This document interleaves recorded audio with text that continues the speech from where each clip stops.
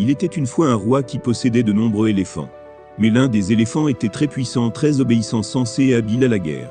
Chaque fois qu'il était envoyé sur le champ de bataille, il ne revenait qu'après avoir apporté la victoire au roi. Il était l'éléphant le plus aimé de tout le royaume.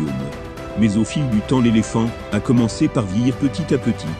Bientôt vint un temps où le roi pensa que l'éléphant ne pourra plus se comporter comme avant. Il a donc décidé de ne plus envoyer l'éléphant sur le champ de bataille. Un jour, le même éléphant est allé boire de l'eau au bord d'un lac.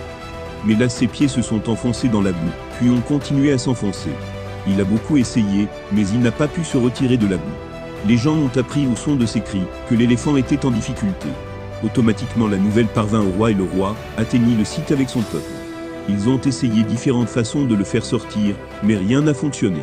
Incidemment, Gautama Buddha passait en même temps et a entendu les cris. Alors il s'approcha de l'éléphant et analyse sa condition en silence. Puis il dit au roi: « Ô roi, je vous suggère de jouer des tambours de bataille autour de ce lac, dès que vous le pourrez. » Le roi regarda Bouddha et pensa que sa suggestion était bizarre, mais il ne pouvait pas refuser les paroles du grand Bouddha Gautama. Il demanda donc à ses hommes de faire ce que le Bouddha leur disait. Dès que les tambours de guerre ont commencé à sonner, l'attitude de l'éléphant troublé a commencé par changer. L'éléphant à la recherche autrefois impuissant apparaissait soudain plus confiant et plus fort. Et à la surprise de tous, l'éléphant s'est levé et a fait un énorme effort. Automatiquement, il était hors de la boue tout seul. Les gens ont regardé Bouddha avec surprise. Et c'est ainsi que Gautama Buddha s'est clarifié en disant: l'éléphant ne manquait pas de capacité physique pour sortir de la boue par lui-même. Tout ce dont il avait besoin était d'être encouragé à croire en lui-même. Quand il a entendu les tambours, il s'est souvenu de sa force énorme.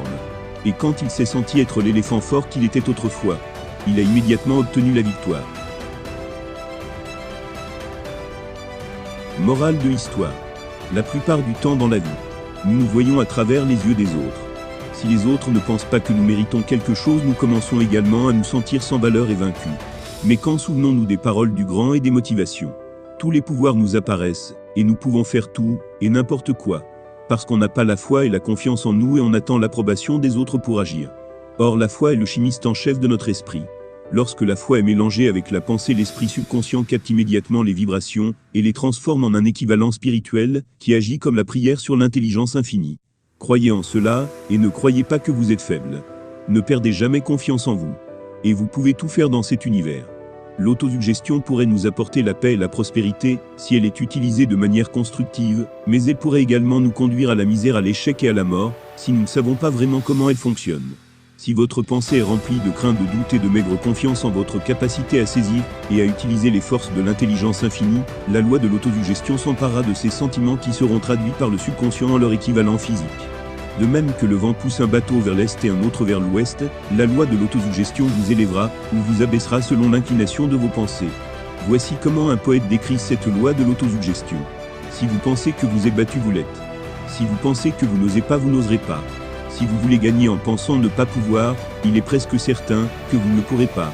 Si vous pensez que vous allez perdre, vous perdrez. Les batailles de la vie, ce ne sont pas toujours les plus forts ni les plus rapides qui la gagnent, mais tôt ou tard celui qui remporte la victoire est celui qui pense qu'il en est capable sans attendre l'encouragement des autres. Quelque part dans votre esprit stagne la graine de la réussite qui, une fois activée, vous fera atteindre des sommets dont vous n'aviez jamais espéré. Mais l'essentiel est de ne pas attendre l'encouragement des autres avant d'activer cela vous-même.